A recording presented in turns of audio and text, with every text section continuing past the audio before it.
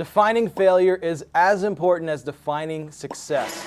Many people write down their goals about where they want to be in music, and trust me, I'm a big fan of this practice. I'm a big fan of goal setting, but I'm also a fan of doing something a little more unusual, defining what does failure look like.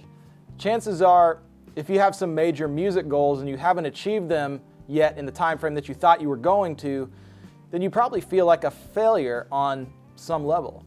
I know, because I've had many of the same feelings over the course of my career. But the antidote to this is actually defining what failure looks like on the front end. And it's probably different than you think. For me, defining failure looks like not trying or giving my best effort. It looks like not taking the leap of faith and jumping on a promising venture and wishing that I did later. For me, failure looks like not staying true to myself.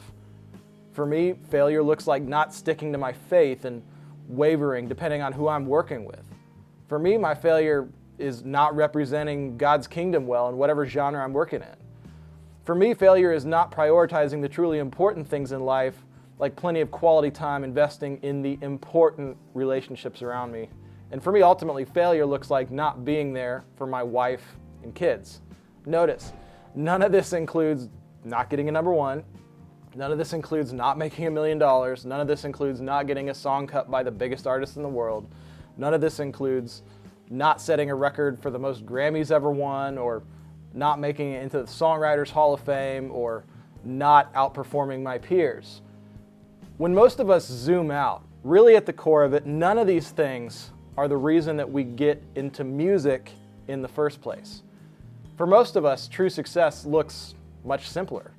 If you're anything like me, success probably looks like sustainability. Being able to still be doing music 10 or 20 or 30 years from now and still be loving it. Success probably looks like, making a living and feeding my family, preferably from my music or ventures around music. For me, success looks like honoring God in all my work. It looks like prioritizing time with my family and being a good friend. For me, success looks like making music that has a lasting impact and is not just a flash in the pan.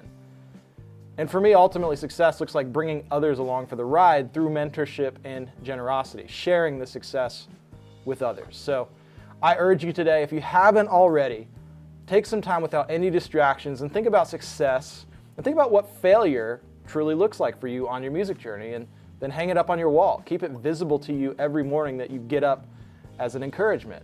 This will greatly help you combat one of the biggest killers of your art and your music career and of your joy, and that's comparison. Comparison is the biggest killer of your joy.